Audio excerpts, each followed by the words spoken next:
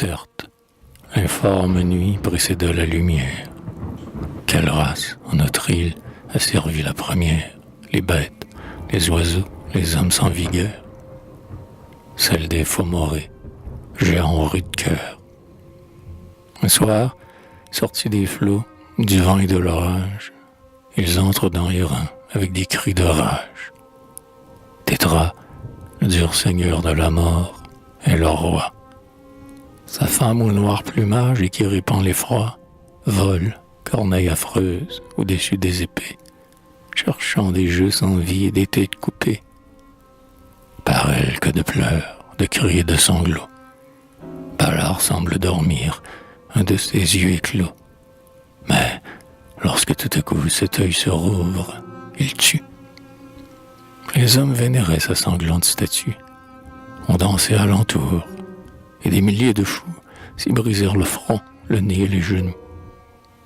Les guerriers de Tétra venaient d'obscurs royaumes, l'un n'ayant qu'une main, l'autre qu'un pied, fantômes qui bientôt par la peur furent multipliés, monstres visqueux, serpents à tête de bélier.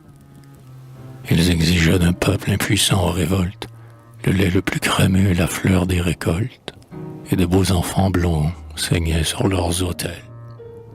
Pourtant, s'ils n'avaient rien à craindre les mortels, ne pouvait-il surgir de mystérieux êtres qui sur le sol d'airain à leur tour fussent maîtres? Les sombres Fomorés le soir tenaient conseil, et chaque jour, avant le lever du soleil, l'un d'eux interrogeait, dans l'aurore brumeuse, l'infini de l'espace et la mer écumeuse.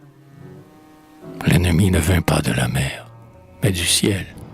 Debout sur les remparts, Tétra, le roi cruel, perçut des héros qui cachaient leur visage. Tout encapuchonnés de magiques nuages, sur le souffle du nord ils venaient lentement. Puis tout le ciel brilla comme un pur diamant. Plus un flocon de brume, et, sans impatience, les nobles dieux, les dieux de joie et de science, s'avançaient vers la ville et riaient en chemin. Dagdé menait leur foule, une harpe à la main. Puis venait le champion au visage solaire, Ogmé, beau quand il tue, un héros sans colère. Et Lug, infatigable et subtil ouvrier, forgeron, médecin, barde, et chanson, guerrier, et d'autres aux cheveux bouclés, aux rouges lèvres, plus forts que les géants figures de chèvres.